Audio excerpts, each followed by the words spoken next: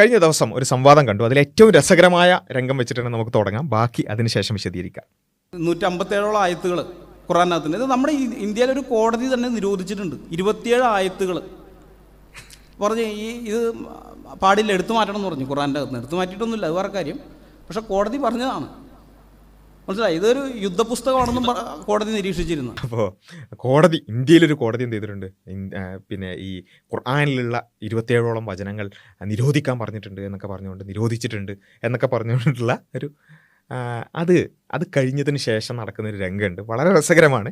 നിങ്ങൾ ആദ്യം ആ രംഗം നിങ്ങൾ കണ്ടോളൂ. അതിനുശേഷം നമുക്ക് ഈ സംവാദവുമായി ബന്ധപ്പെട്ടുള്ള ബാക്കി കാര്യങ്ങൾ വിശദീകരിക്കാം. രാഹുൽ ഈശ്വറാണ് മറുഭാഗത്ത്. അതായത് സംവാദത്തിൻ്റെ വിഷയം ബൈബിളിലെ യേശു തന്നെയോ ഖുർആനിലെ ഈസ എന്നുള്ളതാണ്. ആ വിഷയത്തിൽ രാഹുൽ ഈശ്വറാണ് ഈ ക്രൈസ്തവ ഭാഗത്തിനോട് മറുഭാഗത്തു നിന്നുകൊണ്ട് സംസാരിക്കുന്നത്.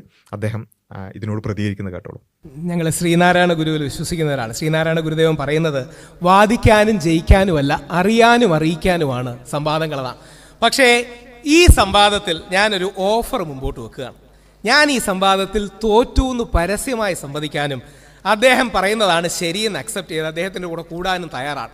ഒരൊറ്റ ചോദ്യത്തിന് അദ്ദേഹം പറയുകയുണ്ടായി, ഇന്ത്യയിലൊരു കോടതി ഖുറാൻ ബാൻ ചെയ്തു, ഖുറാന്റെ വേഴ്സ് ബാൻ ചെയ്തു. നിങ്ങൾ കേട്ട് കാണും. അത് ഏത് കോടതിയാണെന്നൊന്ന് പറയാം. രാഹുലിന്റെ അവസരമാണ്, പക്ഷെ അവിടെ നിർത്തി. അത് പറയാൻ പറഞ്ഞിട്ട് നിർത്തി. എൻ്റെ സമയമാണ്, ഞാൻ ആ സമയം ത്യജിച്ചുകൊണ്ട് അദ്ദേഹത്തിന് വേണ്ടി വെയിറ്റ് ചെയ്യാം. ഇന്ത്യയിൽ ഏത് കോടതിയാണ് ഖുറാൻ ബാൻ ചെയ്തത്? തൂക്കി ഇരുന്ന് തപ്പാണ്, തപ്പിക്കൊണ്ടിരിക്കുകയാണ്.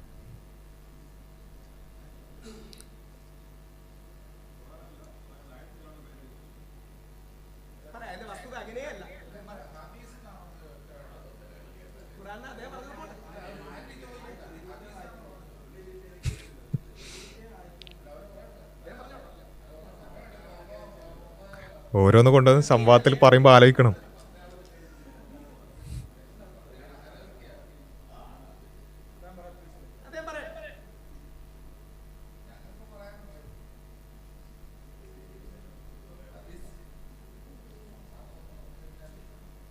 വല്ലാത്ത പെടലായി പോയി.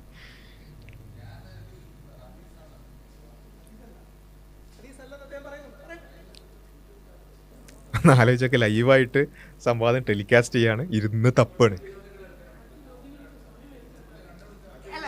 ഈ ചോദ്യങ്ങളെല്ലാം എനിക്കുണ്ട്. എന്റെ സമയം ഞാൻ അദ്ദേഹത്തിന് കൊടുക്കുകയാണ്.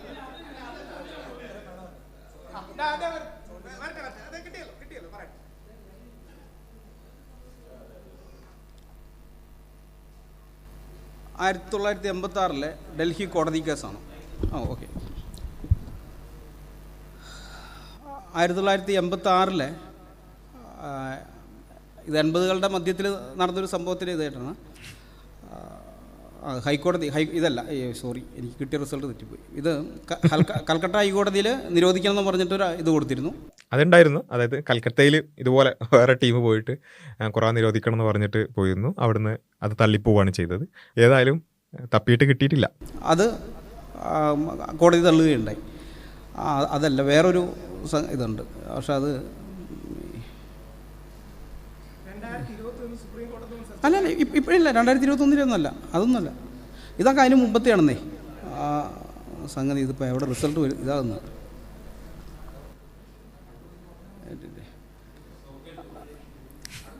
അത് ഞാൻ പറഞ്ഞ അടുത്ത ചോദ്യം ചോദിക്കാം. നോക്കി എടുത്തോളുക, ഞാൻ ഉത്തരം പറയാം. ഇനി എന്താ യഥാർത്ഥത്തിൽ സംഭവിച്ചതെന്ന് പറഞ്ഞാൽ 2021 വസീം റിസ്വി എന്ന് പറയുന്ന, എനിക്ക് പേഴ്സണലി അറിയാവുന്ന, ഞങ്ങളോടൊക്കെ ചർച്ചയ്ക്കിരിക്കാറുള്ള ഒരു വ്യക്തി ഒരു PAയിൽ കൊടുത്തു. മുസ്ലിം നാമധാരിയാന്നേ ഉള്ളൂ. 26 വേഴ്സസ് ഖുറാനിന്ന് റിമൂവ് ചെയ്യണമെന്ന്. സുപ്രീം കോടതിയിൽ ഉത്തരം എന്താണെന്നറിയാമോ? അയാൾക്ക് 50,000 രൂപ ഫൈൻ അടിച്ചു. അതാണ് സുപ്രീം കോടതി യഥാർത്ഥത്തിൽ ചെയ്തത്. ഇതിന്റെ പ്രശ്നം എന്താ അറിയാമോ? അദ്ദേഹം തന്നെ പറഞ്ഞതുപോലെ മുഖ്യധാരയിൽ പലപ്പോഴും ഇടുമ്പോൾ ഇസ്ലാമോഫോബിയ എന്ന് പറയും. അതുകൊണ്ട് വാട്സപ്പിൽ നമുക്ക് പലപ്പോഴും ഇടാം. ഈ വാട്സപ്പ് യൂണിവേഴ്സിറ്റി നമ്മുടെ നാടിന്റെ ഒരു വലിയ പ്രശ്നമാണ്. ഈ വാട്സപ്പ് യൂണിവേഴ്സിറ്റിയിൽ നമ്മൾ പെട്ടുപോകരുത്. വാട്സപ്പ് യൂണിവേഴ്സിറ്റിയിൽ അർത്ഥസത്യങ്ങൾ കൊണ്ട് യഥാർത്ഥ സത്യത്തെ മറച്ചു വെച്ച് അങ്ങനത്തെ പ്രൊപ്പഗാൻഡ ഉണ്ടാക്കുന്നതാണ്. പലരും അതിൽ വീണു പോകുന്നതാണ്. ഞാനൊരു വ്യക്തിയെ മോശമായിട്ട് പറയല്ല. അപ്പോൾ ഏതായാലും ഇതാണ് അവസ്ഥ. അപ്പോൾ സംവാദത്തിൻ്റെ ഏകദേശം ഒരു ചിത്രം ഇതിന്ന് കിട്ടിയിട്ടുണ്ടാവുമെന്ന് വിചാരിക്കുന്നു. അതിനു വേണ്ടിയിട്ടാണ് ആദ്യം ഇതൊന്ന് കാണിച്ചത്. രാഹുലിൻ്റെ ഏറ്റവും അവസാനത്തെ അവസരമായിരുന്നു. അതിനുശേഷം ഇയാൾ എന്ത് ചെയ്യുന്നുണ്ട്, വേറൊന്ന് കൊണ്ടുവരാൻ ശ്രമിക്കുന്നുണ്ട്. അതെന്താണെന്ന് ചോദിച്ചാൽ നേരത്തെ പറഞ്ഞു 1986 ഡൽഹിയിലുള്ള ഒരു പോസ്റ്റൽ കേസ്, അതായത് കുറച്ചാളുകൾ ഇന്ദർ ഷെയ്ൻ ശർമ്മ അതുപോലെ തന്നെ രാജ്കുമാർ ആര്യ, ഈ രണ്ട് പേര് ചില പോസ്റ്ററുകൾ ഒട്ടിക്കുകയാണ് ഡൽഹിയിലും യു പിയിലൊക്കെ ആയിട്ട് ചില ഖുർആൻ ആയത്തുകൾ വെച്ചിട്ട്. ഇതാണ് ഇന്ത്യയിലുള്ള കലാപങ്ങൾക്ക് കാരണം എന്ന് പറഞ്ഞുകൊണ്ട് ഖുർആൻ ആയത്തുകളുടെ പോസ്റ്ററുകൾ ഒട്ടിച്ചുകൊണ്ട് പ്രശ്നം ഉണ്ടാക്കുകയാണ്. ആ പ്രശ്നം ഉണ്ടാക്കിയത് പിന്നെ FIR എടുക്കുന്നു. IPC സെക്ഷൻ 153A അതുപോലെ തന്നെ 295A അവർക്ക് നേരെ ചാർത്തപ്പെടുന്നു. അതുമായി ബന്ധപ്പെട്ടുള്ള കോടതിയിലുള്ള ഡീലിങ്സിൽ അവിടെ സംഭവിച്ചൊരു കാര്യമുണ്ട്. അതാണ് വാട്സപ്പ് യൂണിവേഴ്സിറ്റിയിൽ എത്തിയപ്പം കോടതി ഖുർആൻ ആയത്തുകൾ ബാൻ ചെയ്യണം എന്ന് പറഞ്ഞു എന്നൊക്കെ പറഞ്ഞിട്ട് വാട്സപ്പ് യൂണിവേഴ്സിറ്റിയിലേക്ക് എത്തുമ്പോൾ അങ്ങനെയൊക്കെ ആവുമല്ലോ. സംഭവിച്ചെന്താണെന്ന് ചോദിച്ചാൽ ഇവർ ചില ഖുർആൻ ആയത്തുകൾ നേരെ ട്രാൻസ്ലേറ്റ് ചെയ്തിട്ടാണ് പോസ്റ്ററിൽ ഒട്ടിച്ചത്. ഈ ട്രാൻസ്ലേറ്റ് ചെയ്ത ആയത്തുകൾ ഖുർആൻ ട്രാൻസ്ലേഷൻ നോക്കിയാൽ ആയത്തുകൾ ഉണ്ടാവും. ഫോർ എക്സാമ്പിൾ പിന്നെ അവിശ്വാസികളെ കണ്ടാൽ കണ്ടയിടത്ത് വെച്ച് കൊല്ലുക, ഇങ്ങനൊരു ഒരായത്ത് നമ്പർ ഇട്ട് 95 എന്ന് പറഞ്ഞിട്ട് കൊടുക്കുകയാണെങ്കിൽ അത് ഖുർആനിൽ നോക്കിയാൽ അത് ഉണ്ടാവും. പക്ഷേ എന്താണ് സംഭവം, അത് ഇന്ന സാഹചര്യത്തിൽ ഒരു യുദ്ധവുമായി ബന്ധപ്പെട്ടൊരു സമാനമായ ഒരു സാഹചര്യത്തിലുള്ളൊരു സംഭവമാണ് എന്ന് പറഞ്ഞ് അത് പരിശോധിക്കുമ്പോഴാണ് നമുക്ക് എന്ത് ചെയ്യുക, അതിൻ്റെ ചിത്രം കിട്ടുക. യുദ്ധത്തിൽ പിന്നെ അവിശ്വാസികളോട് യുദ്ധം ചെയ്യുകയാണെന്നുണ്ടെങ്കിൽ അവിശ്വാസികളെ എന്ന് വെച്ചാൽ ശത്രു സൈന്യത്തെ കണ്ടാൽ കൊല്ലുകയാണല്ലോ വേണ്ടത്, അല്ലാതെ കെട്ടിപ്പിടിച്ച് ഉമ്മ കൊടുക്കുകയല്ലോ വേണ്ടത്. ഇതാർക്കും മനസ്സിലാവുന്നൊരു കാര്യമാണ്. അപ്പോൾ എനിവേ ഈ പറഞ്ഞ പോലെ ആ ആയത്തുകൾ ഖുർആനിൽ നേരെ ട്രാൻസ്ലേഷനിൽ ഉണ്ടോ എന്ന് ചോദിച്ചാൽ ഉണ്ട്. എന്നാൽ അത് എന്ത് സാഹചര്യത്തിലാണെന്ന് ചോദിച്ചാൽ യുദ്ധ സന്ദർഭത്തിലായിരിക്കും. അപ്പോൾ ഇത് ഖുർആനിലുണ്ട്. എന്നാൽ അതേ സമയത്താകട്ടെ മുസ്ലിം ഭാഗത്ത് നിന്ന് ആരും അപ്പിയർ ചെയ്തില്ല. ഇതാണ് അവിടെ സംഭവിച്ചത്. മുസ്ലിം ഭാഗത്ത് നിന്ന് ആരും അപ്പീലിനും പോയില്ല. അപ്പീലിന് പോകാത്തത് കൊണ്ട് തന്നെ മുസ്ലിം ഭാഗത്തു നിന്നുള്ള ആളുകൾ അപ്പിയർ ചെയ്യാത്തത് കൊണ്ട് ഇവരെന്ത് ചെയ്തു, വെറുതെ വിടുന്നൊരു അവസ്ഥയാണ് ഉണ്ടായത്. ഈ ഒരു സംഭവത്തെ വെച്ചിട്ടാണ്, അത് മുസ്ലിം ഭാഗത്ത് നിന്ന് ആരും അപ്പിയർ ചെയ്യാത്തത് കൊണ്ട് മാത്രം രക്ഷപ്പെട്ട കുറച്ച് മതവിദ്വേഷികളുടെ ഒരു അവസ്ഥ. ആ ഒരു കേസ് ആണ് ആകെ പിന്നെ പറയാനുള്ളത്. ഈ സംഭവം എടുത്തിട്ടാണ് വാട്സപ്പ് യൂണിവേഴ്സിറ്റിയിൽ നിന്ന് ഖുർആൻ ബാൻ ചെയ്യാൻ ഇന്ത്യൻ കോടതി പറഞ്ഞു എന്നൊക്കെ പറഞ്ഞിട്ട് ഓരോരുത്തർ വരുന്നത്. അപ്പോൾ ഏതായാലും ഞാൻ പറഞ്ഞു വന്നത്, ഈ സംവാദത്തിൽ നമുക്ക് പൊതുവെ പരിശോധിച്ച് നോക്കിയാൽ തന്നെ ഈ ഒരു കാര്യമാണ് കാണാൻ സാധിക്കുക. ഇതിൻ്റെ ടൈറ്റിൽ ഞാൻ നേരത്തെ പറഞ്ഞ പോലെ തന്നെ ബൈബിളിലെ യേശു തന്നെയോ ഖുർആനിലെ ഈസ എന്നുള്ളതാണ്. ഇത് പലപ്പോഴും എനിക്ക് വളരെ അത്ഭുതം തോന്നിയിട്ടുണ്ട്. നമ്മളൊക്കെ പല വിഷയങ്ങളായി സംസാരിക്കുമ്പോൾ യേശു ക്രിസ്തുവിനെക്കുറിച്ച്, ഈസാ നബിയെക്കുറിച്ച്, ജീസസിനെ കുറിച്ച് സംസാരിക്കാറുണ്ട്. അപ്പോൾ നമ്മൾ ആ വിഷയങ്ങളൊക്കെ സംസാരിക്കുമ്പോൾ ഒരു കാര്യമില്ലാതെ കുറേ കമൻറ്റുകൾ ഇങ്ങനെ വരുന്ന കാണാം. ഈ നേരത്തെ പറഞ്ഞ വാട്സപ്പ് യൂണിവേഴ്സിറ്റിയിൽ നിന്ന് ഇറങ്ങി വരുന്ന കുറേ ഗ്രാജുവേറ്റ്സ് ആണ്. അവർ പറയുന്നത് വെച്ചാൽ നിങ്ങൾ ഞങ്ങളുടെ യേശു അല്ല നിങ്ങളുടെ ഈസ, അല്ലെങ്കിൽ ബൈബിളിലെ യേശു അല്ല ഖുർആനിലെ ഈസ എന്നൊക്കെ പറഞ്ഞുകൊണ്ട് എനിക്ക് ഈ കമൻറ്റുകൾ ആദ്യം കണ്ടപ്പോൾ മനസ്സിലായത് എന്താ ഇവർ ഉദ്ദേശിക്കുന്നുള്ളത്. കാരണം ക്രൈസ്തവർ യേശുവിനെ കാണുന്നത് പോലെയല്ല മുസ്ലിങ്ങൾ ഈസാ നബിയെ കാണുന്നത് എന്നുള്ളത് ഒബ്വിയസ് ആണല്ലോ. നമ്മളൊരിക്കലും അങ്ങനെ പറയുന്നില്ല, അങ്ങനെയല്ല. അങ്ങനെയാണെന്ന് ആരെങ്കിലും പറഞ്ഞാൽ ഞങ്ങൾ അവർക്ക് മറുപടി പറയും. കാരണം ക്രൈസ്തവർ യേശുവിനെ കാണുന്നത് പോലെയേ അല്ല മുസ്ലിങ്ങൾ ഈസാ നബി ഇസ്ലാമിനെ, യേശു ക്രിസ്തുവിനെ കാണുന്നത്. കാഴ്ചപ്പാടിൽ വലിയ വ്യത്യാസമുണ്ട്, വിശ്വാസത്തിൽ തിയോളജിയിൽ വലിയ വ്യത്യാസമുണ്ട് എന്നുള്ള കാര്യത്തിൽ നമ്മളത് അടിയുറച്ച് പറയാണ്. ഞങ്ങൾക്ക് ഒരിക്കലും ക്രൈസ്തവർ യേശുവിനെ കാണുന്നത് പോലെ അല്ലെങ്കിൽ ആ വിശ്വാസത്തോടു കൂടി കാണാനേ സാധ്യമല്ല. പക്ഷേ നമ്മൾ പറയുന്നെന്താ, ഒരു ഹിസ്റ്റോറിക്കൽ പേഴ്സൺ അതുണ്ട്. യേശു ഈസ എന്ന് പറയുന്ന ഒരു വ്യക്തി ജീവിച്ചിരുന്നു. ഇന്ന കാലയളവിൽ പിന്നെ രൂപത്തിൽ ഇന്ന സ്ഥലത്ത് ഒരു വ്യക്തി ജീവിച്ചിരുന്നു. ഇത് നമുക്ക് എല്ലാവർക്കും അറിയാവുന്നൊരു കാര്യമാണല്ലോ. ആ വ്യക്തിയെക്കുറിച്ച് ക്രൈസ്തവർ വിശ്വസിക്കുന്നത് ചില കാര്യങ്ങളാണ്. ഇപ്പോൾ ദൈവപുത്രനാണ് അല്ലെങ്കിൽ ദൈവമാണ് എന്ന് അവർ പല രൂപത്തിൽ പറയുന്ന ആ ഒരു കാര്യം. മുസ്ലിങ്ങൾ വിശ്വസിക്കുന്നത് ആ വ്യക്തി തന്നെ ഹിസ്റ്റോറിക്കലി സെയിം പേഴ്സൺ പ്രവാചകനാണ്, ദൈവത്തിൻ്റെ പ്രവാചകനാണെന്നാണ്. ഇതാണ് സംഭവം. ഇതാർക്കും കോമൺ സെൻസ് വെച്ചാൽ തന്നെ ആലോചിക്കാവുന്നൊരു കാര്യമാണ്. ഇതിലെന്താ സംവാദം നടത്താനെന്നാണ് ഞാനിത് പല ആൾക്കാരുടെയും പോസ്റ്റും ഇതൊക്കെ കാണുമ്പോൾ എനിക്ക് ഭയങ്കര വണ്ടറടിച്ചൊരു കാര്യം. ഇത് എന്താ സംവാദം നടത്താൻ? ഒരു വ്യക്തിയുണ്ട്, ആ വ്യക്തിയെക്കുറിച്ച് ഒരു കൂട്ടർ ഇങ്ങനെ വിശ്വസിക്കുന്നു, വേറൊരു കൂട്ടർ ഇങ്ങനെ വിശ്വസിക്കുന്നു. അതുകൊണ്ട് ആ വ്യക്തിയല്ലാതാവോ? ആ ഹിസ്റ്റോറിക്കൽ പേഴ്സൺ മാറുമോ? ഇല്ലല്ലോ. അയാളെക്കുറിച്ചുള്ള കാഴ്ചപ്പാടുകൾ ഡിഫറൻ്റ് ആണ്, ഇത്ര വരുന്നുള്ളൂ. ഇതാണ് വലിയൊരു സംവാദം. ഒന്ന് ആലോചിച്ച് വെക്കുക. എന്നിട്ട് മുസ്ലിങ്ങളെ വിളിച്ച് കിട്ടിയില്ല. രാഹുൽ ഈശ്വർ പോയിട്ടുള്ള അവസ്ഥ എന്താണെന്നുള്ളത് ആ സംവാദം രാഹുൽ ഈശ്വറിൻ്റെ ചാനലിലൊക്കെ നിങ്ങൾക്ക് ആ സംവാദം കാണാൻ പറ്റും. അത് പരിശോധിച്ച് നോക്കിയാൽ മതി. അപ്പോൾ ഇത് ഞാൻ മനസ്സിലാക്കുന്നത് ഇങ്ങനെയുള്ള കുറച്ച് വാട്സപ്പ് യൂണിവേഴ്സിറ്റി രാഹുൽ ഈശ്വർ പറഞ്ഞതുപോലെ തന്നെ വലിയൊരു പ്രശ്നമാണ്. കാരണം ഇത് കോമൺ സെൻസിൽ ആലോചിക്കാൻ പോലും പറ്റാത്ത ആൾക്കാരാണ് ഇങ്ങനെയുള്ളത്. ഫോർ എക്സാമ്പിൾ ഞാൻ ഇതേപോലെ വേറൊരു ഉദാഹരണം പറയാം. യേശു ക്രിസ്തുവിനെക്കുറിച്ച്, ഈസാ നബിയെക്കുറിച്ചാണല്ലോ ഈ ഒരു സംവാദമൊക്കെ. നമ്മൾ വേറൊരാളെടുക്കുക, മഹാത്മാഗാന്ധി. ഓക്കെ, ഗാന്ധിജിയെക്കുറിച്ച് പല ആൾക്കാരും പല രൂപത്തിലാണ് വിശ്വസിക്കുന്നത്, അല്ലേ? അപ്പം നമ്മുടെ നാട്ടിലുള്ള എക്സ്ട്രീം ആയിട്ടുള്ള ഹിന്ദുത്വവാദികൾ അവർ വിശ്വസിക്കുന്നത് എന്താ, ഗാന്ധിജി എന്ന് പറഞ്ഞാൽ ഒരു ഒന്നിനും കൊള്ളാത്ത ഒരാളാണ്, അയാൾ കുറേ പ്രശ്നക്കാരനാണ്, ഹിന്ദു മുസ്ലിം ക്രൈസ്തവ യൂണിറ്റിക്ക് വേണ്ടിയിട്ട് അയാൾ പിന്നെ ഒരുപാട് കാര്യങ്ങൾ ചെയ്തിട്ടുണ്ട്, മോശം കാര്യങ്ങൾ ചെയ്തിട്ടുണ്ട്, അത് ഇത് എന്നൊക്കെ പറഞ്ഞ് ഗാന്ധിജിനെ കുറേ കുറ്റം പറയുന്ന കുറേ ആൾക്കാരുണ്ടല്ലോ, ഉണ്ട്.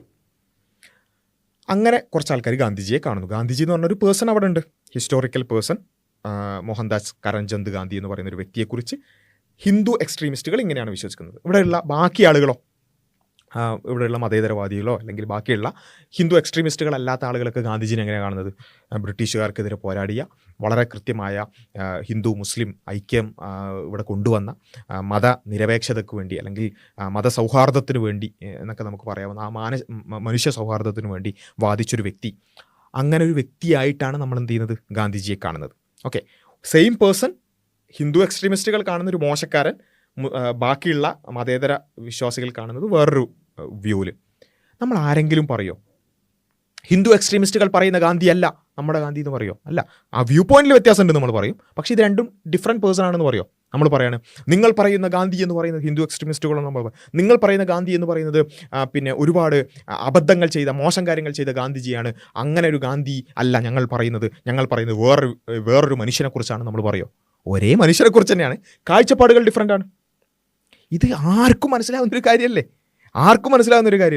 അപ്പോൾ ഒന്നും വേണ്ട, ഗാന്ധിജിയിലേക്കൊന്നും വേണ്ട. നമ്മുടെ കഴിഞ്ഞ പിണറായി വിജയനെ കുറിച്ച് CPM എങ്ങനെ മനസ്സിലാക്കുക? കേരളത്തെ ഉയർത്തിക്കൊണ്ടുവന്ന, കേരളത്തെ അതിൻ്റെ മുഖം തന്നെ മാറ്റിയ, പ്രതിച്ഛായ തന്നെ മാറ്റിയ ഒരു മനുഷ്യൻ എന്നുള്ളവർക്കും UDF എന്താ മനസ്സിലാക്കുക?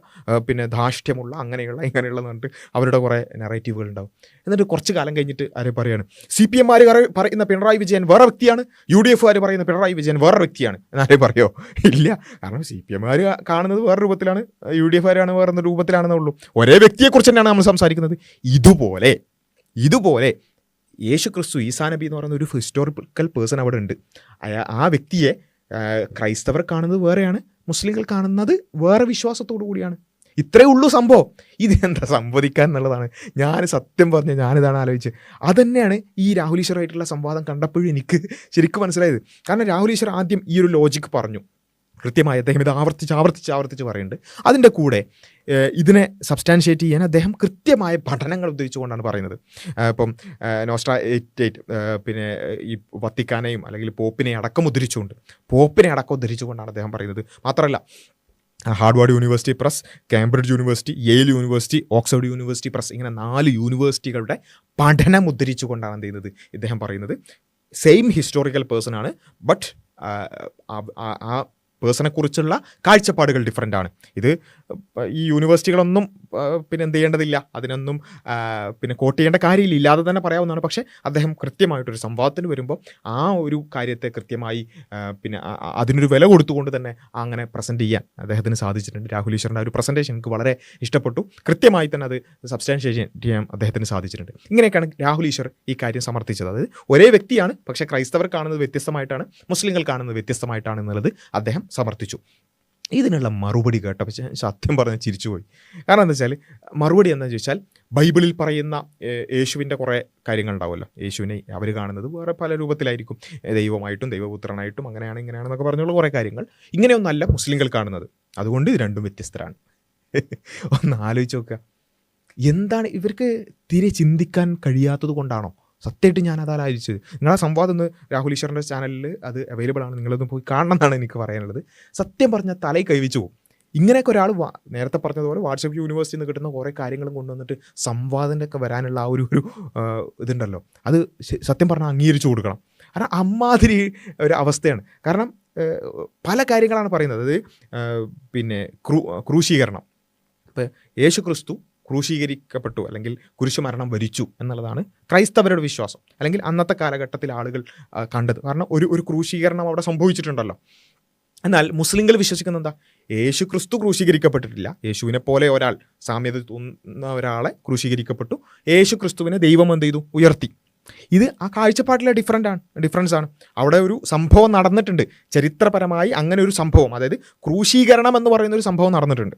അതിൽ സംശയമില്ല, എല്ലാവർക്കും ഒരുപോലെ അംഗീകരിക്കാൻ പറ്റുന്ന ഒരു കാര്യമാണ് ക്രൂശീകരണം എന്നൊരു സംഭവം നടന്നിട്ടുണ്ടെന്നുള്ളത്. പക്ഷേ ക്രൈസ്തവർ വിശ്വസിക്കുന്നത് എന്താണ്? അത് യേശു ക്രിസ്തുവിനെ തന്നെയാണ് ആണിയടിച്ച് കൊന്നത്, എന്നിട്ട് ഏലി ഏലി അമ്മ സബ്തനി, ദൈവമേ എന്നെ രക്ഷിക്കണേ എന്നൊക്കെ പറഞ്ഞ് എന്നിൽ നിന്ന് ഈ പാനപാത്രം നീ ഉയർത്തണമേ എന്നൊക്കെ പറഞ്ഞുള്ള ആ സംഭവമൊക്കെ ഉണ്ടല്ലോ, ആ ദൈവം ഏതാണെന്നുള്ളതൊക്കെ വേറെ വിഷയം. അപ്പം ഇനി അങ്ങനെ ആ കുരിശിൽ കടന്ന് പടഞ്ഞത് യേശു ക്രിസ്തു തന്നെയാണെന്നുള്ളതാണ് ആര് വിശ്വസിക്കുന്നത്? ക്രൈസ്തവർ വിശ്വസിക്കുന്നത്, മുസ്ലിങ്ങൾ വിശ്വസിക്കുന്നത്. അങ്ങനെ കുരിശിൽ തറക്കപ്പെട്ടിട്ടില്ല ഈസാ നബി യേശു ക്രിസ്തു, മറിച്ച് അദ്ദേഹത്തോട് സാമ്യം തോന്നുന്ന രൂപത്തിൽ മറ്റൊരാളെ ആണ് കുരിശ് മരണം വരിക്കേണ്ടി വന്നത്. യേശു ക്രിസ്തുവിനെ, ഈസാ നബിയെ എന്ത് ചെയ്തു? പടച്ചവനിലേക്ക് ഉയർത്തി എന്നുള്ളതാണ് മുസ്ലിങ്ങളുടെ വിശ്വാസം. ഇത് ആ കാഴ്ചപ്പാടിലെ ഡിഫറൻസ് ആണ്. അതേപോലെ തന്നെയാണ് ദൈവപുത്രൻ, ദൈവത്തിൻ്റെ പുത്രനാണ് എന്നാണ് ക്രൈസ്തവർ വിശ്വസിക്കുന്നത്, ദൈവത്തിൻ്റെ പ്രവാചകനാണെന്നാണ് മുസ്ലിങ്ങൾ വിശ്വസിക്കുന്നത്. ഒരേ വ്യക്തിയെക്കുറിച്ച് തന്നെ രണ്ട് കാഴ്ചപ്പാടുകൾ, ഒരേ വ്യക്തിയുടെ മരണത്തെക്കുറിച്ച് രണ്ട് കാഴ്ചപ്പാടുകൾ. ഒന്ന്, കുരിശിൽ തന്നെ മരിച്ചു. രണ്ട്, കുരിശിൽ ആ ഒരു സംഭവം നടന്നിട്ടുണ്ട്, പക്ഷേ മരിച്ചത് യേശു അല്ല, അല്ലെങ്കിൽ ഈസാ നബി അല്ല. ഇതാണ് മുസ്ലിങ്ങളുടെ വിശ്വാസം. ഇങ്ങനെ ഓരോ കാര്യത്തിലും ഈ വ്യത്യാസം സ്വാഭാവികമല്ലേ? കാരണം എന്താ? രണ്ടും രണ്ട് വിശ്വാസങ്ങളാണ്. ഒരു വിശ്വാസത്തിൻ്റെ അടിസ്ഥാനം എന്ന് പറയുന്നത് തന്നെ എന്താണ്? മനുഷ്യന്മാരുടെ മൊത്തം പാപങ്ങൾ ഏറ്റെടുത്തുകൊണ്ട് യേശു ക്രിസ്തു കുരിശു മരണം വരിച്ചിരിക്കുന്നു, അതിൽ വിശ്വസിക്കുന്ന ആളുകളുടെ പാപം പോകുന്നുള്ളതാണ്. അങ്ങനെ വിശ്വസിക്കുന്ന ആളുകൾക്ക് അങ്ങനെയല്ലേ അവരുടെ വേദഗ്രന്ഥത്തിലും ആ കാര്യങ്ങളൊക്കെ ഉണ്ടാവുള്ളൂ. മുസ്ലിങ്ങളുടെ വിശ്വാസം എന്താ? അങ്ങനെയേ അല്ല. എല്ലാ മനുഷ്യരും ജനിക്കുന്നത് തന്നെ ശുദ്ധപ്രകൃതിയോടുകൂടിയാണ്. ആരും പാപം കൊണ്ടല്ല ജനിക്കുന്നത്, എല്ലാവരും ശുദ്ധമായിട്ടാണ് ജനിക്കുന്നത്.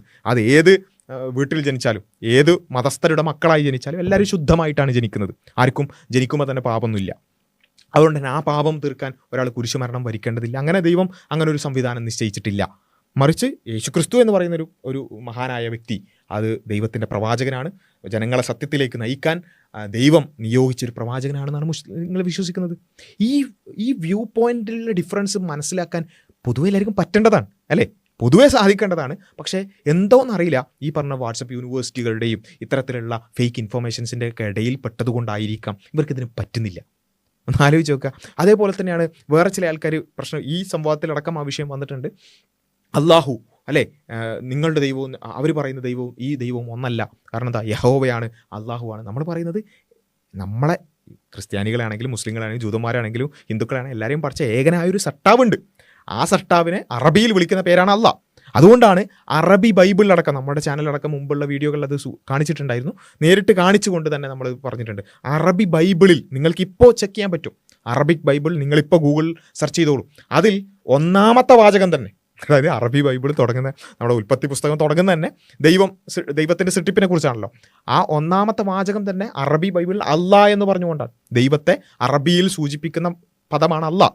അപ്പോൾ ആ അള്ളാഹ് എന്നുള്ള പദമാണ് അറബി ബൈബിളിലടക്കമുള്ളത്. അപ്പോൾ അള്ളാഹ് മാത്രമല്ല, രാഹുൽ ഈശ്വർ അടക്കം ഉദ്ധരിക്കുന്നുണ്ട്. പോപ്പ് പറഞ്ഞ കാര്യവും ഒക്കെ ഉദ്ധരിച്ചുകൊണ്ട് തന്നെ ഒരേ ദൈവത്തിലാണ് നമ്മൾ വിശ്വസിക്കുന്നത്. ജൂതന്മാരും ക്രൈസ്തവരും മുസ്ലിങ്ങളൊക്കെ ഒരേ ദൈവത്തിലാണ് വിശ്വസിക്കുന്നത് എന്നുള്ള കാര്യമടക്കം പോപ്പിനടക്കം ഉദ്ധരിച്ചുകൊണ്ട് അദ്ദേഹം പറയുന്നുണ്ട്. അപ്പോൾ എനിവേ, ഇത് ആർക്കും മനസ്സിലാവുന്നൊരു കാര്യമാണ്. വത്തിക്കാനും പോപ്പും ഒക്കെ അംഗീകരിച്ചൊരു കാര്യമാണ്. ഇതൊന്നും മുസ്ലിങ്ങളോടുള്ള എന്ത് കാരണമാണെന്ന് എനിക്കറിയില്ല, എന്തോ ചില വിരോധം കൊണ്ട് ഇതൊന്നും അംഗീകരിക്കാൻ ഇവർക്ക് പറ്റുന്നില്ല.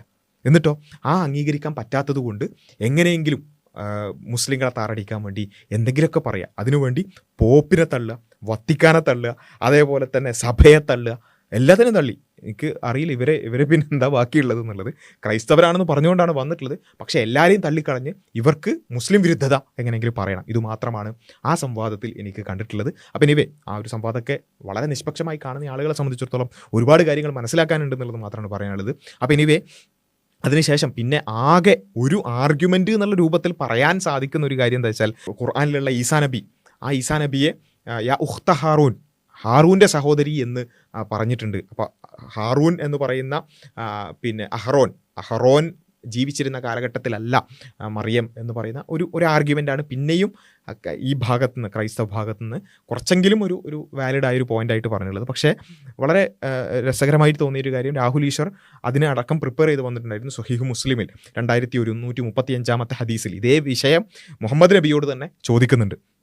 ഹാറൂൻ നബി വേറെ കാലത്താണ്, മറിയം ബീവി വേറെ കാലത്താണ്, കന്യാമറിയം വേറെ കാലത്താണ് ജീവിക്കുന്നത്. പിന്നെ എങ്ങനെയാണ് ഇത് പറയുന്നത് എന്നുള്ളത് നജ്റാനിലുള്ള ക്രൈസ്തവരായ ആളുകൾ ചോദിച്ചതിന് മറുപടി ആയിക്കൊണ്ട് മുഹമ്മദ് നബി തന്നെ പറഞ്ഞ ഒരു കാര്യം, the people of the old age, പണ്ടത്തെ കാലത്തുള്ള ആളുകൾ use to give names to the persons. അന്നത്തെ കാലത്തുള്ള ആളുകൾ എന്ത് ചെയ്തിട്ടുണ്ട്, പേരിട്ടിരുന്നു after the names of apostles and pious persons who had gone before them. മുമ്പ് കാലത്ത് ജീവിച്ചിരുന്ന നല്ല നല്ല ആളുകളുടെ പേരുകൾ അന്നത്തെ കാലത്ത് ഇട്ടിരുന്നു. ഇപ്പോഴും നമുക്കറിയാലോ അല്ലേ, പല പേരുകൾ, രാമൻ അല്ലെങ്കിൽ പിന്നെ മുഹമ്മദ് എന്നൊക്കെ നമ്മളുടെ കുട്ടികൾക്കടക്കം പേരിടുന്നില്ലേ?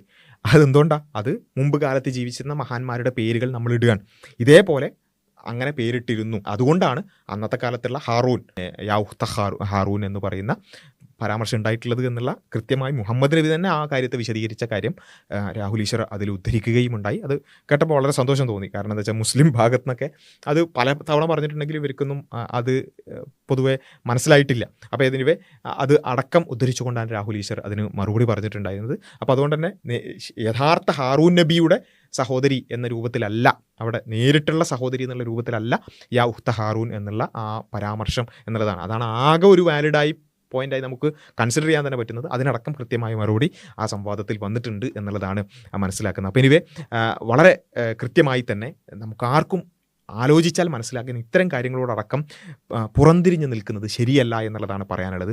ഇനി ഈ ക്രൈസ്തവരായ ആളുകളോട് ഇത് ഇങ്ങനെ വെറുതെ സംവദിക്കാൻ വരുന്ന ഈ വാട്സപ്പ് യൂണിവേഴ്സിറ്റി ഗ്രാജുവേറ്റ്സിനോടല്ല, അല്ലാത്തവരോടൊക്കെ നമുക്ക് പറയാനുള്ളത്, സംഭവത്തിൽ രാഹുൽ ഈശ്വർ അടക്കം പറഞ്ഞ ഒരു കാര്യം, എല്ലാവരെയും സൃഷ്ടിച്ച ആ ഏകനായ ദൈവത്തെക്കുറിച്ച് പറയുമ്പോൾ പിന്നെ നമുക്ക് കോമൺ ആയിട്ട് ഷെയർ ചെയ്യാൻ പറ്റുന്ന കോമൺ ഗ്രൗണ്ട്സിനെ നമ്മൾ അക്നോളജ് ചെയ്യാണ് വേണ്ടത്. അതാണ് വിശുദ്ധ ഖുർആനും യഥാർത്ഥത്തിൽ 3-ാം അധ്യായം 64-ാമത്തെ ആയത്ത് അത് എല്ലാവരോടൊന്ന് സൂചിപ്പിച്ച് ഞാൻ അവസാനിപ്പിക്കാനാണ് ഉദ്ദേശിക്കുന്നത്. കൊലിയ അഹ്ലൽ കിതാബ്, വേദഗ്രന്ഥം ലഭിച്ചവരെ, വേദക്കാരായ ആളുകളെ എന്ന് വെച്ചാൽ ക്രൈസ്തവരും ജൂതന്മാരായ ആളുകളെ ഖുർആൻ യഥാർത്ഥത്തിൽ ക്ഷണിക്കുകയാണ്. തആലൗ ഇലാ കലിമത്തിൻ സവാഇൻ ബൈനനാ വബൈനക്കും, ഞങ്ങൾക്കും നിങ്ങൾക്കിടയിൽ ഒരുപോലെ അംഗീകരിക്കാൻ പറ്റുന്ന ആ ഒരു കാര്യത്തിലേക്ക് നിങ്ങൾ വരൂ. എന്നുവെച്ചാൽ നമ്മളിങ്ങനെ എങ്ങനെയെങ്കിലും ഖുർആനിൽ പറയുന്ന ഈസ വേറെയാണ്, പിന്നെ അതേപോലെ തന്നെ ബൈബിളിൽ പറയുന്ന യേശു വേറെയാണ്, അങ്ങനെ ഇങ്ങനെയെന്ന് പറഞ്ഞിട്ട് ഡിഫറൻസസിലേക്ക് പോകാതെ നമുക്ക് ഒരുമിക്കാൻ പറ്റുന്ന കുറച്ച് ഗ്രൗണ്ട്സ് ഉണ്ടല്ലോ, കോമൺ ഗ്രൗണ്ട്സ് ഉണ്ടല്ലോ, ആ കോമൺ ഗ്രൗണ്ട്സിലേക്ക് വരൂ. തആലൗ, നിങ്ങൾ വരൂ, ഇലാ കലിമത്തിൻ സവാഇൻ ബൈനനാ വബൈനക്കും, ഞങ്ങൾക്കും നിങ്ങൾക്കും ഇടയിൽ അഭിപ്രായ വ്യത്യാസമില്ലാത്തതിലേക്ക് നിങ്ങൾ വാ. ഡിഫറൻസസിലേക്ക് പോകുന്നതിന് മുമ്പ് ഒരുമിച്ച് നമുക്ക് എല്ലാവർക്കും അംഗീകരിക്കാൻ പറ്റുന്ന കാര്യത്തിലേക്ക് നിങ്ങൾ പോവാ. എന്താണ് ആ ഏറ്റവും അടിസ്ഥാനപരമായിട്ടുള്ള കാര്യം? അല്ലാ നഅ്ബുദ ഇല്ലല്ലാ, ഏകനായ സട്ടാവിനെ അല്ലാതെ, ദൈവം തമ്പുരാനെ അല്ലാതെ, അറബിയിൽ അള്ളാഹുവിനെ അല്ലാതെ ആരാധിക്കരുത് എന്ന് പറയുന്ന, നമുക്ക് എല്ലാവർക്കും അംഗീകരിക്കാൻ പറ്റുന്ന ഏകനായ ദൈവത്തെ അല്ലാതെ, കർത്താവിനെ അല്ലാതെ ആരാധിക്കാൻ പാടില്ല എന്നുള്ള ആ ഒരു കോമൺ ഗ്രൗണ്ടിലേക്ക് നിങ്ങൾ വാ. അതായത് അള്ളാഹുവിനെ വിട്ട് അല്ലെങ്കിൽ ഏകനായ ദൈവത്തെ വിട്ട് നമ്മൾ ചിലരെ ദൈവങ്ങളായി സ്വീകരിക്കുകയില്ല എന്ന് ഉള്ള ആ ഒരു കോമൺ ഗ്രൗണ്ടിലേക്ക് നിങ്ങൾ വരൂ എന്ന് പറയുന്ന ഖുർആനിൻ്റെ ആ ഒരു ക്ഷണം നിങ്ങളുടെ മുമ്പിലേക്ക് വെക്കുകയാണ്. ഫഇൻ തവല്ലൗ ഫഖൂലു ഷ്ഹദു ബി അന്നാ മുസ്ലിമൂൻ. ഇനി അഥവാ നിങ്ങൾ അതിൽ നിന്നും പിന്തിരിയുകയാണെങ്കിൽ വിശുദ്ധ ഖുർആൻ പറയാണ്, ഞങ്ങൾ അള്ളാഹുവിന്, ഏകനായ കർത്താവിന്, ദൈവം തമ്പുരാന് കീഴടങ്ങിയ, അതായത് മുസ്ലിങ്ങൾ എന്ന് പറഞ്ഞാൽ കീഴടങ്ങിയവർ എന്നാണ്, കീഴൊതുങ്ങിയവർ എന്നാണ്, സബ്മിറ്റ് ചെയ്തവർ എന്നാണ്. മുസ്ലിം എന്ന പദത്തിൻ്റെ അർത്ഥം അതാണ്.